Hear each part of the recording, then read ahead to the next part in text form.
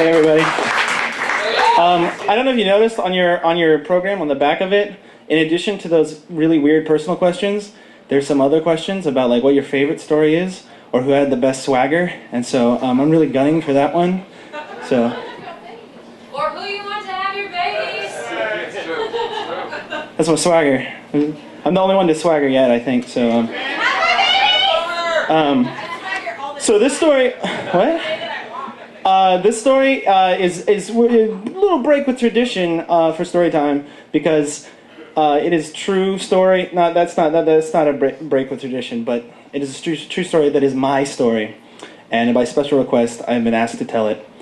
And it's also not a road story per se. It is a travel story. It is a figurative road story. It's actually an airplane story because I was on an airplane. And there was a terrible person on that plane. And he wanted to do terrible things, or at least so some people thought. And he wasn't a terrorist, but he was terrible. He terrorized us, but he wasn't a terrorist. It was an Air France flight. Yeah, Air France is kind of cool because the drinks are free, like the beer and the wine. You can just have it. You don't need a ticket, you don't need to pay $4. And then after beverage service is over, you can go to the back and get more. Like, they're French, you know? And so I'm not really a drinker on planes unless it's ginger ale. But I see this guy and he's like walking up and down the plane a lot with little wine bottles in his hands. And I'm like, oh man, that guy, he likes his little airplane wine. And then I fall asleep.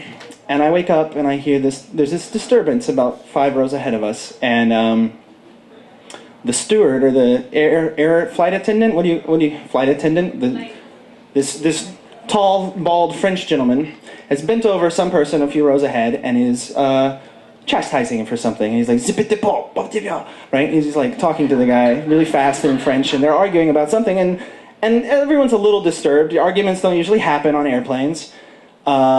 But it dies down. The flight attendant turns around, and the guy he was talking to stands up and starts to follow him towards the back of the plane, like hot on his heels. And the flight attendant stops, turns around, pushes him back to his seat, yells at him some more, and turns around to go to the back of the plane. He gets halfway down the aisle. Then the guy stands up this time and starts to follow him.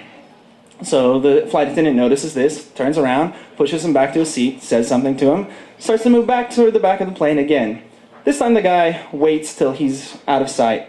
Then he gets up and walks toward the back of the plane. This is like a Marx Brothers routine going on the airplane. And he gets pushed all the way back to his seat. Again, the 3rd time. The 4th time, he started to put up a little bit of a fight. And the flight attendant is pushing him, and the gentleman sitting next to me and the guy across the aisle from him decide to help out. So 3 men, 2 of whom are Americans on their way to Paris, for a vacation, presumably, are pushing a belligerent Frenchman back to his seat. And they get him there. And the 2 gentlemen come back to their seats, and the flight attendant leans over him and starts talking to him again. Right? And he starts slapping the drunk guy. But not like a woman slaps a man, where it's like there's a follow-through. It's like you spanking a dog. Like, over and over again, and you know, they're yelling at each other in French the whole time, and so everyone on the plane is freaking out because most of us apparently don't understand French, and we know something's going on, but we don't know why. I saw him earlier drinking a bottle of wine, so I have a suspicion, as will be confirmed later. So everything dies down. The guy stays in his seat finally, and then I go back to sleep, right?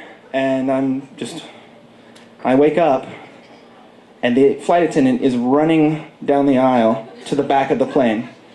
And I get up a little bit, and I see 4 or 5 rows ahead of me, there's a certain seat that's empty. And the flight attendant gets to the back, and I hear, right? And there's probably slapping, and there's like this huge ruckus going on, this argument of Frenchmen in the back of the plane, in the galley back there. And everyone's freaking out again. It's even worse than before. And the attendant comes running out, asks the gentleman sitting next to me and the gentleman across the aisle from him who helped earlier to come to the back of the plane, please. And they do, and there's more noises, more yelling, and then we hear this. Help!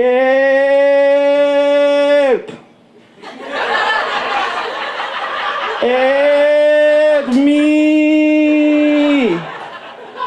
Help! Help me! And everyone, like the little old ladies on their way to Paris, all the tourists are freaking out because nobody yells on an airplane ever. Help! Help me! And it goes on for half an hour. The guy only says, "Help me!" And and then it stops. All of a sudden it stops. And the guys come back, and the guy sits down next to me, and I'm like, "What happened, dude?" And he's like, "The guy's drunk, and he really wants more to drink. And we had to sit on him to calm him down." 3 of us were sitting on him as he yelled, "Help me!" And the guy's like, "You know, I tell you what, I think I got drunk just smelling his breath." And then he would whisper to us, "Just give me one whiskey. Just give me one whiskey." And I was like, "Whoa, that's crazy." And he was like, "Yeah, but it's under control now." So everyone calms down after a little while. I start drifting back to sleep. And then somebody runs past my seat and runs back up the other side. And it's the drunk guy, and he's running around the plane, and his hands are handcuffed together. And he's shouting at everyone, like in their faces, shaking his chains, saying, "Zees Preezon! Zees Preezon! Help me! Zees Preezon! Zees Preezon!"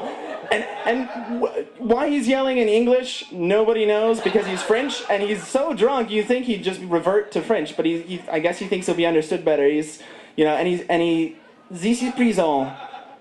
Zees Preezon. And so the flight attendant tackles him and drags him to the back and sits him in an empty row. He clears out the back row and has him sit there and sits with him and slaps him every time he tries to make a noise until the guy passes out.